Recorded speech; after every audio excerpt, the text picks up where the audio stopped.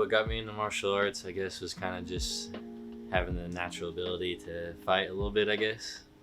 I've always done it since I was a kid, ever since I was like 8, 9.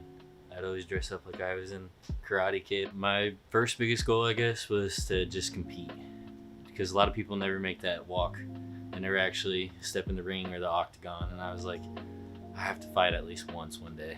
I knew I was ready to get in the ring and fight after finding an actual coach in a way, because I never knew where I truly stood.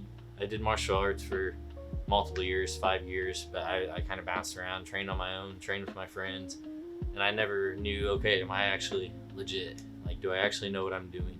And then I figured out about a year or two ago that I'm definitely ready.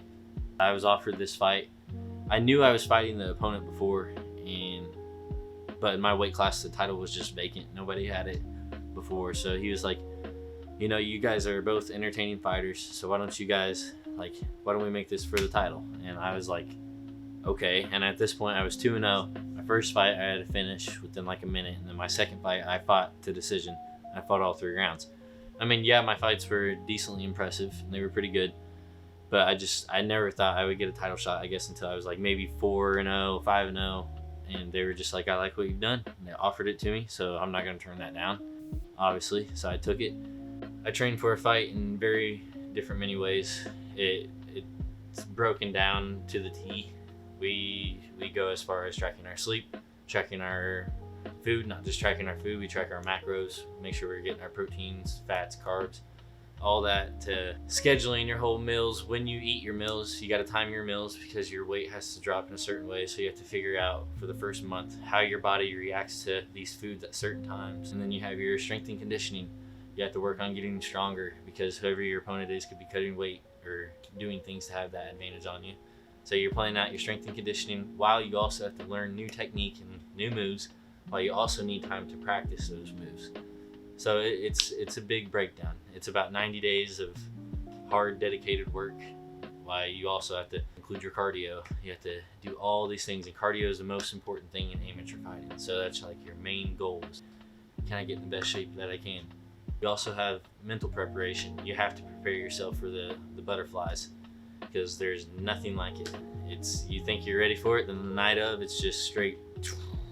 It's like a whole, literally butterflies in your stomach. But it's like, how can you harness that? How can you use it? So you have to talk to yourself about it. You have to prepare for it. It's the hardest thing about fighting, is because it's such an intense feeling that you almost black out in a way. And you almost don't think about what you're doing.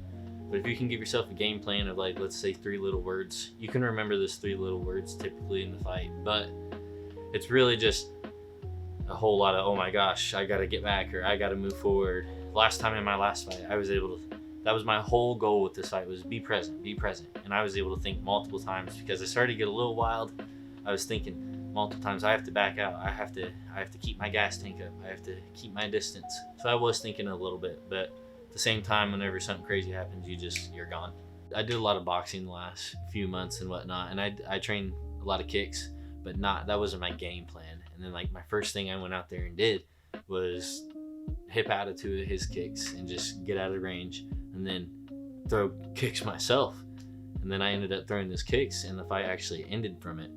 And that just absolutely blew my mind, because I expected to fight for 9 minutes for the whole 3-minute rounds. And I fought for a minute and like 15 seconds. And I can't explain the feeling after landing the kick. Whenever you're doing the things, it's almost like a dream. Like, whenever you're kicking, you're like, oh, that wasn't that powerful, or that wasn't that whatever.